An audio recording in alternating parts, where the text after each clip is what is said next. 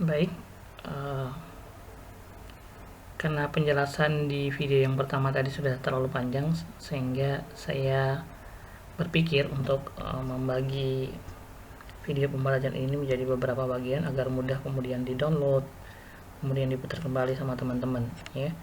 Jadi ini akan menjadi bagian yang kedua dari video pembelajaran di pertemuan keempat, ya. Kalau tadi bahasan kita tentang pendapatan, yaitu total pendapatan dan rata-rata pendapatan, maka sekarang kita akan bahas tentang biaya, ya, fungsi-fungsi biaya apa saja. Kemudian, ya, kita masuk saja ke pembahasannya. Di sini ada total and average cost, ya. Apa ini? Ini adalah total biaya dan rata-rata biaya, ya. Jadi ketika kita kemudian memproduksi sesuatu, ya, kita akan dihadapkan dengan total biaya produksi, ya, dimana total biaya atau total cost ini terdiri dari dua variabel utama, ya. Jadi di sini kita lihat ada total cost, ya. Ya, di sini ada total cost, ya. Total cost terdiri dari dua fungsi biaya. Yang pertama adalah fixed cost dan yang kedua adalah variable cost, ya. Seperti apa total cost ini? Yang dibagi menjadi fixed cost, fixed biaya yang fixed, dan kemudian ada variable cost, ya. Saya akan memberikan analogi sedikit, ya. Misalkan saya menjual lalapan di sebuah ruko, ya, di sebuah ruko. Jadi saya menjual lalapan di sebuah ruko, di mana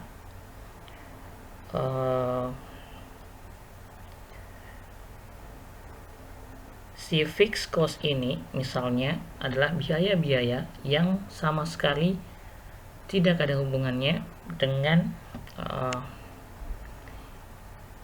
biaya-biaya produksi lalapan itu. Jadi dia atau biaya dari fixed cost ini tidak bergantung dari jumlah lalapan yang kita produksi. Misalnya saya dalam sebulan menjual 1000 lalapan atau 2000 lalapan atau 3000 lalapan, tetap saja biaya sewa ruko itu sebulan tidak akan bertambah atau berkurang karena jumlah lalapan yang saya jual. Kenapa? Karena dia sudah fix. Misal satu bulan biaya sewa rukonya adalah 5 juta misalnya. Jadi 5 juta itu tidak akan bertambah atau berkurang dari jumlah lalapan yang saya jual. Misal saya jual lalapan sebanyak 1000 dalam bulan tersebut, maka biayanya tidak akan naik misal. Atau kalau saya kemudian menjual kurang dari 1000, misal hanya 500, tidak berarti sewa ruko tersebut akan turun, ya. Jadi inilah yang dimaksud dengan fixed cost, ya. Fixed cost adalah biaya yang tetap, yang tidak bergantung pada jumlah barang yang kita produksi. Jadi tetap apa-apa saja unsurnya, misalnya tadi sewa ruko, kemudian biaya air, kemudian biaya listrik, ya, dia sama sekali tidak bergantung dengan jumlah barang yang kita produksi. Nah, itulah yang dinamakan dengan fixed cost. Oke. Sebaliknya ada yang namanya variable cost, ya, simbol di sini kita notasikan sebagai VC atau variable cost. Kalau tadi fixed cost, ya, di sini ada VC atau variable cost. Contohnya seperti apa, ya? Contohnya tadi, misal tadi saya membuat analogi tentang berjualan lalapan, maka variable cost ini sangat bergantung dari banyaknya barang yang kita produksi, ya. Misal tadi lalapan, berarti kalau saya menjual 500 porsi lalapan, misal mungkin modalnya 500.000, ya.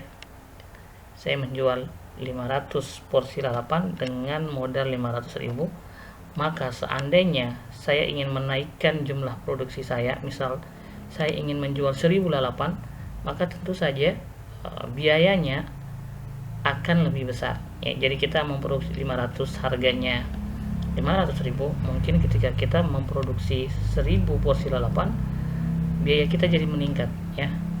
Biaya kita jadi meningkat menjadi misal 1 juta. Jadi variable cost ini adalah biaya yang bergantung dengan jumlah barang yang kita produksi ya, kira-kira seperti itu. Kalau fixed cost tadi biaya tetap, tidak bergantung sama jumlah barang yang kita produksi, sementara variable cost ini adalah biaya yang bergantung pada jumlah barang yang kita produksi. Oke ya. Jadi di sini kita sudah ketahui total cost terdiri dari dua fungsi biaya, yaitu fixed cost dan variable cost. Oke. Ini hal-hal yang perlu diingat bahwa fixed cost nilainya konstan ya, nilainya konstan dari fungsi biaya, di mana variable cost sama dengan ya, ini tinggal kita pindah-pindah ruaskan saja. Berarti kita sekarang mencari variable cost, maka variable cost sama dengan total cost dikurang fixed cost. Kemudian sini ada average cost atau rata-rata biaya ya, sama dengan yang tadi ya. Berarti kalau rata-rata biaya didefinisikan sebagai total biaya dibagi dengan jumlah barang yang diproduksi ya. Jumlah barang yang diproduksi ini adalah rata-rata biaya. Total biaya atau total cost dibagi dengan jumlah barang yang kita produksi. Nah, di sini ada AVC. Kalau di sini ada VC atau variable cost, ini ada AC, average cost, rata-rata biaya. Sementara AVC di sini adalah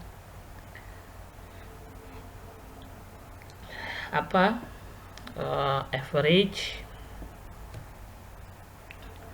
cost dari variable cost ya, average variable cost. Jadi AVC. Kalau ini tadi average cost artinya rata-rata biaya, berarti total biaya dibagi dengan jumlah barang yang diproduksi. Nah, di sini ada variable cost ya, yang variabelnya ada di sini. Berarti rata-rata dari variable cost sama dengan ya variable cost-nya dibagi dengan jumlah barang yang diproduksi ya. Kurang lebih seperti itu ya. Di sini saya tidak akan mendetail lagi untuk cara menghitung karena tadi kita sudah bahas di part 1 ya. Jadi sini saya akan menjelaskan saja contoh-contohnya seperti itu ya. Kalau dalam fungsinya seperti apa. Nah, di sini diberikan suatu fungsi biaya ya. Total cost sama dengan oke ya. Kita peroleh di sini kita diberikan suatu fungsi bahwa total cost sama dengan 120 ditambah 45Q dikurang Q kuadrat tambah 0,4 kali Q pangkat 3 ya, kira-kira seperti itu. Apa yang diminta? Pertama diminta identified identifikasi dari fungsi ini mana yang termasuk average cost, kemudian fixed cost, variable cost, kemudian average dari variable cost ya. Jadi diminta identifikasi dan kemudian tuliskan fungsi-fungsi tersebut. Jadi average cost-nya mana, kemudian fixed cost-nya yang mana, variable cost-nya yang mana, dan yang terakhir adalah average dari variable cost. Ini mudah saja ya, karena kita tidak menghitung seperti itu ya. Total cost ini fungsinya ya, fungsinya kita tuliskan kembali ya. Oke, total cost sama dengan 120 ditambah 45Q dikurang Q kuadrat ditambah 0,4 dikali Q pangkat 3 ya. Ini total cost. Kemudian yang pertama ditanya adalah average cost ya, AC, disimpulkan dengan AC. AC sama dengan tadi kita tahu persamaannya di depan, total cost dibagi total biaya dibagi dengan jumlah barang atau Q. Maka semua yang ada di total cost ini ya, kita bagi dengan Q ya. Kalau kita bisa tuliskan kembali ya, ini sebelum sampai di hasil akhirnya ya, ini hasil akhirnya ya. Jadi sebelum sampai di situ, yang pertama-tama kita punya ini dulu ya. Jadi semua yang merah itu adalah total cost-nya ya. Total cost-nya dengan salah. Oke, dibagi dengan Q ya. Jadi semua yang di dalam kurung ini adalah total cost ya. Ingat persamaannya, average cost atau rata-rata biaya sama dengan total cost dibagi dengan jumlah barang yang diproduksi, sehingga TC atau total cost-nya adalah yang di atas ini, semua yang di dalam kurung ini ya, yang saya buat di dalam kurung, dibagi dengan Q, ini Q-nya. Sehingga kita peroleh, kalau kita buka kurungnya satu-satu berarti 120 dibagi Q, ini dia. Kemudian 45 Q dibagi Q, sisa 45. Q kuadrat dibagi Q, sisa Q. 0,4 Q pangkat 2 dibagi Q, sisanya 0,4 Q pangkat 2 ya. Jadi ini adalah fungsi daripada average cost-nya atau rata-rata biaya. Kemudian diminta fixed cost ya. Ini adalah hal yang paling mudah ketika kita mengidentifikasi fungsi biaya. Kenapa? Karena ini adalah hal yang paling mudah kemudian kita tandai atau paling mudah kita jawab ketika ditanya gitu ya. Jadi bagaimana cara kita menganalisisnya atau mengidentifikasinya? Dari total cost ini kita lihat saja, atau dari yang ada ini, dari TC sama dengan 120 ditambah 45 Q kurang Q kuadrat tambah 0,4 Q ya. Dari fungsi ini kita identifikasi mana di antara ini yang tidak memuat Q atau fungsi jumlah barangnya atau variabel jumlah barangnya. Di sini ada 120 tambah 45 Q dikurang Q kuadrat tambah 0,4 Q. Nah, fixed cost itu mudah dianalisa, mudah diidentifikasi karena dia adalah satu-satunya di fungsi tersebut yang tidak mengandung Q ya, yang tidak mengandung nilai Q. Jadi kita langsung bisa jawab bahwa di fungsi ini satu-satunya yang tidak memuat Q atau mengandung Q adalah 120. Maka di sini fungsi dari fixed cost-nya kita bisa langsung tuliskan sama dengan 120, yaitu the constant, fungsi konstannya, satu-satunya bilangan konstan yang ada di fungsi total cost ini. Karena yang lain semuanya memuat fungsi dari memuat variabel Q, 45 Q, di sini ada Q kuadrat dan di sini ada Q pangkat 3 seperti itu. Nah, kemudian selanjutnya yang kita mau hitung atau kita identifikasi adalah variable cost ya, variable cost. Kalau tadi fixed cost mudah kita analisa, yakni satu-satunya yang tidak memuat nilai Q atau jumlah barang, maka variable cost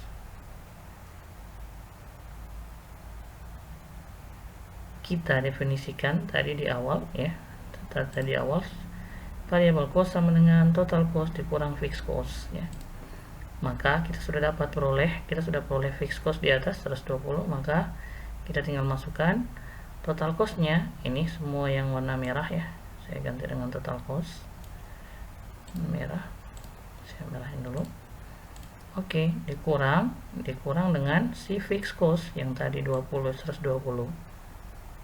Oke, 120 saya rubah menjadi warna hijau ya, sehingga kita peroleh fungsi dari variable cost adalah di sini 120 kurang 120 jadinya 0. Jadi yang tersisa adalah yang ini aja. Oke, kasih warna longker. Oke, sehingga kita peroleh variabel cost-nya adalah 45 Q dikurang Q kuadrat ditambah 0,4 Q pangkat 3. Oke. Nah, di sini adalah yang terakhir mau kita identifikasi, yaitu average dari variable cost ya. Di fungsi awalnya tadi kita ketahui bahwa average dari variable cost sama dengan variable cost itu sendiri dibagi dengan jumlah barang atau kuantitas barang.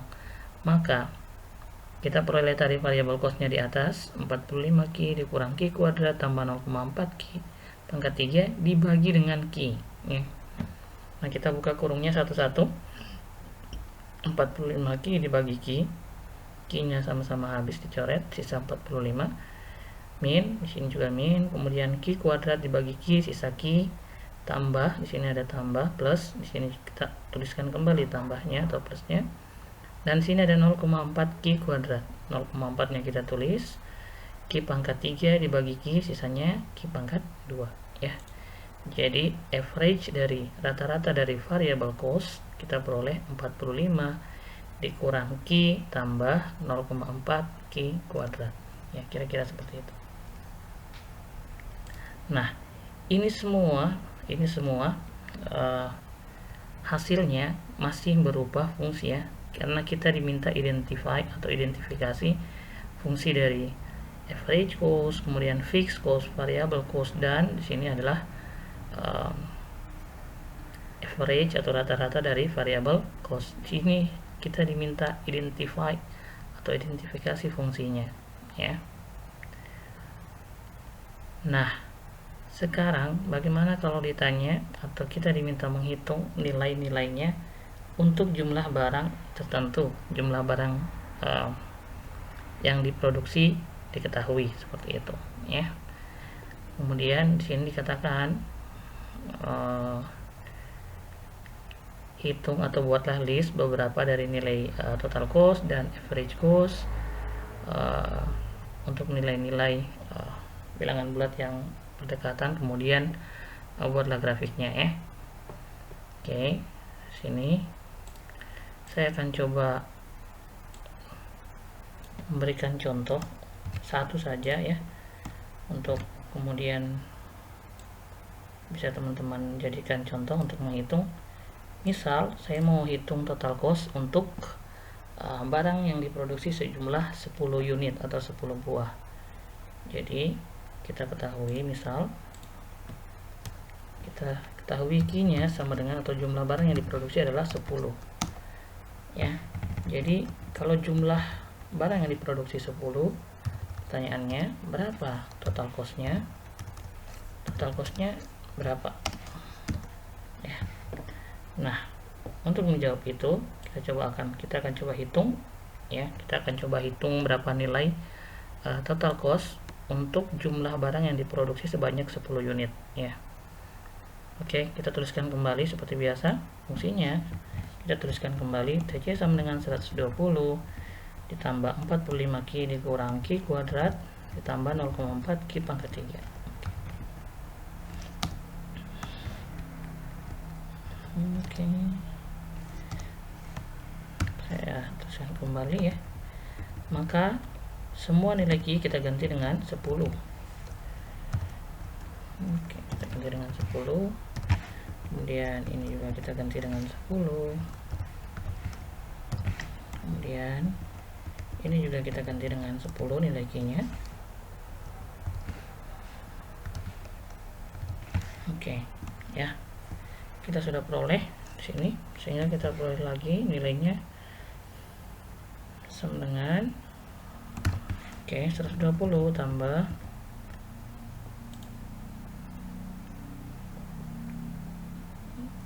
450, ini jadinya 100 tambah ini dikali 1000, sehingga total cost-nya sama dengan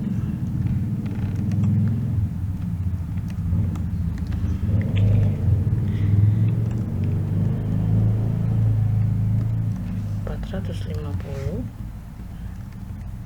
tambah 100 tambah 0,4 dikali 1000 sama dengan 400.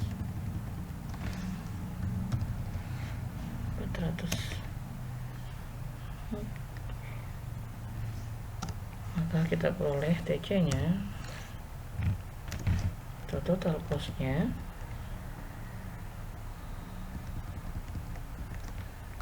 untuk produksi sebanyak 10 unit kita peroleh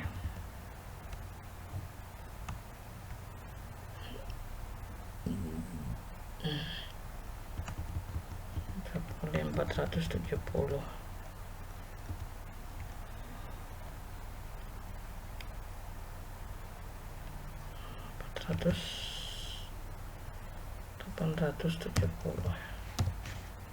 Coba kita lihat. Oke, 870. Jadi ketika kita memproduksi 10 unit barang, maka total biaya untuk produksinya adalah sejumlah 870 ya, kira-kira seperti itu. Begini cara menghitung manualnya ya. Kemudian di sini diberikan nilai-nilai yang dihitung menggunakan Excel ya. Kalau key-nya 0, maka total cost-nya sama dengan 120. Kalau key-nya sama dengan 1, maka total cost-nya 164 dan seterusnya. Ya. Oke. Nah, kemudian nilai-nilai ini kemudian dibuat grafik. Grafiknya ada di sini ya, nanti teman-teman coba-coba sendiri ya. Sama kayak tadi ya. Saya cobakan di Excel ya. Oke. Saya cobakan satu lagi di Excel biar teman-teman coba. Nah, ini fungsinya ya.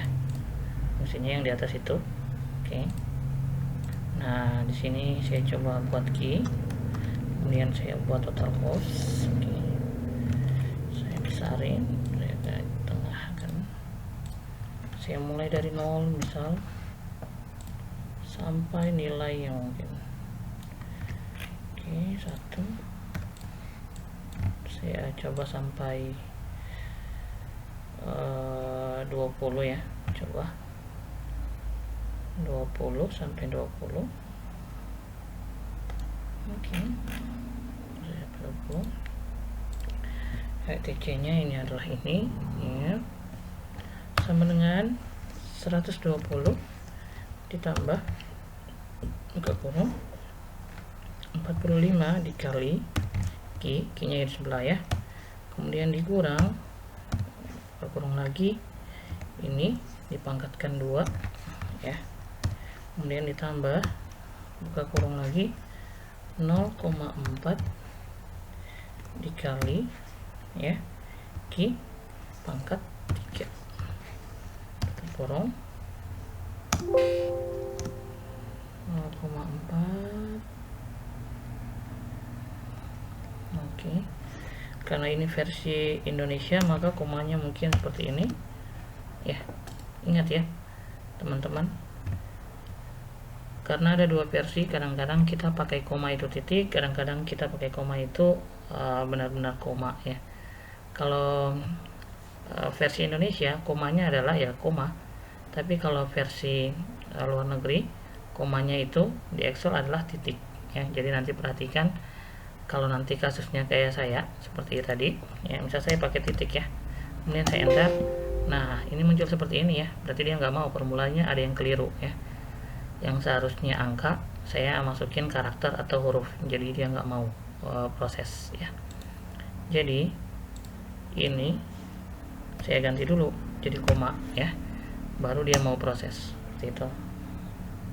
Oke ya, kalau saya punya salah satu dari semua banyak angka yang saya coba sudah berhasil, saya tinggal tarik saja seperti yang tadi ya, saya tinggal tarik. Oke, saya dapat angka-angkanya seperti ini ya. Kalau saya mau merubah misal angka-angka ini, saya hanya mau bilangan bulatnya aja, saya nggak mau bilangan, saya tidak mau bilangan yang ada desimalnya ya. Kita bisa rubah jadi seperti ini ya. Oke ya. Oke, nah setelah dapat angka-angka ini, misal saya bisa membuat grafiknya seperti yang tadi saya bisa blocking dari atas sampai ke bawah, kemudian bisa insert. Di sini ada chart, saya pilih diagram garis ya, seperti tadi.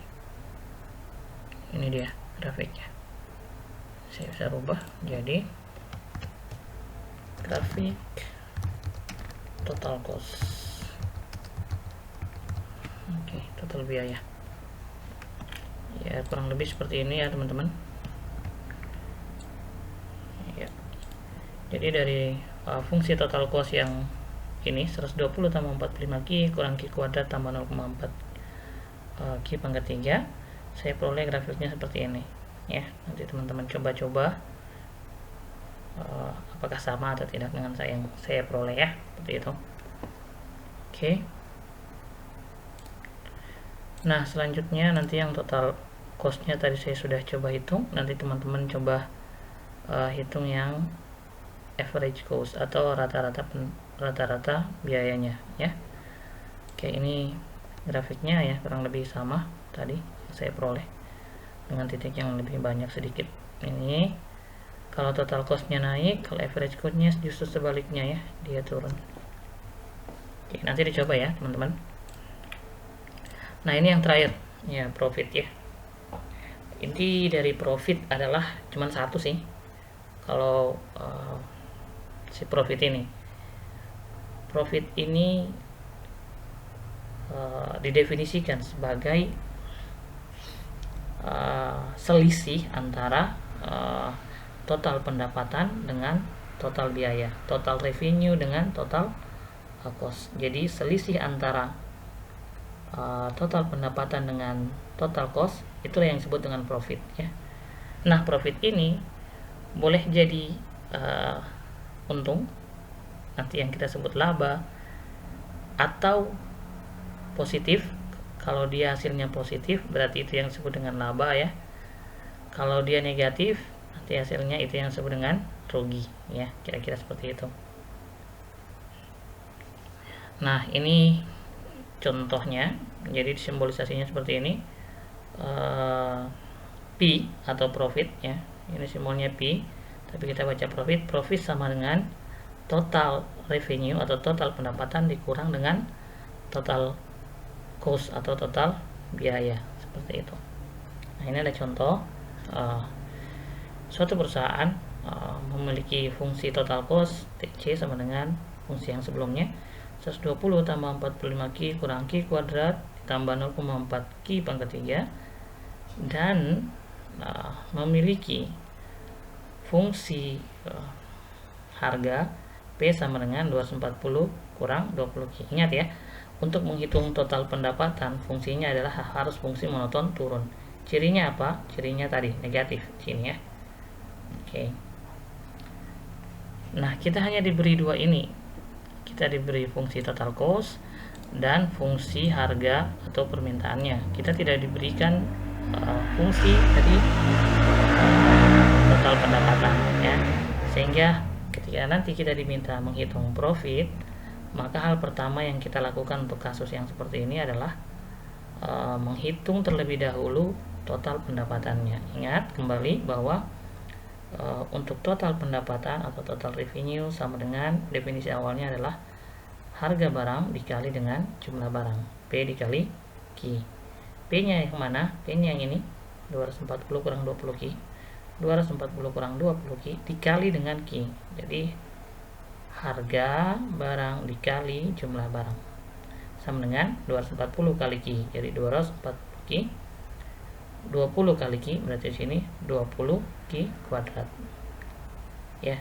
Jadi sekarang kita sudah dapat fungsi total pendapatannya. Inilah dia. Jadi kita sudah punya fungsi biaya, total cost, dan kita sudah punya total pendapatan, sehingga mudah untuk kita menghitung profitnya. Jadi profitnya sama dengan total revenue, tuliskan kembali persamaannya, dikurang total cost ya. Profit sama dengan total pendapatan dikurang total cost. Nah, total pendapatan yang mana ini ya? Jadi semua yang di dalam kurung ini yang saya tanda ya, saya tanda di warna merah gitu. Oke. Jadi semua yang warna merah itulah yang disebut dengan total pendapatan yang kita peroleh tadi, hasil kali dari harga dengan jumlah barang. Ini dia. Kemudian semua yang di dalam kurung yang lain itu ini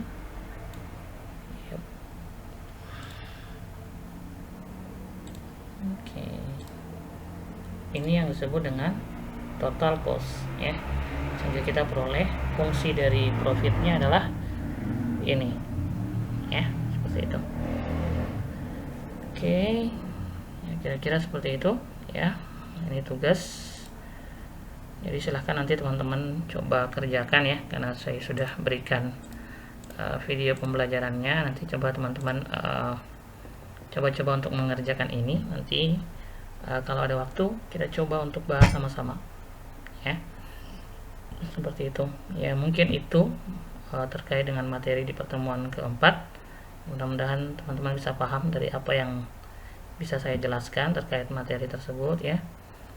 Sebagai tambahan teman-teman boleh dan bisa cari referensi lain terkait materi ini tentang total cost, kemudian ada total pendapatan, kemudian profit ya. Silahkan menambahkan dari referensi lainnya, seperti itu. Baik, mungkin itu saja yang bisa saya sampaikan terkait materi di pertemuan keempat ya. Saya harap teman-teman bisa memahami apa yang kemudian saya jelaskan dan bisa mengerjakan tugasnya dengan baik. Terima kasih.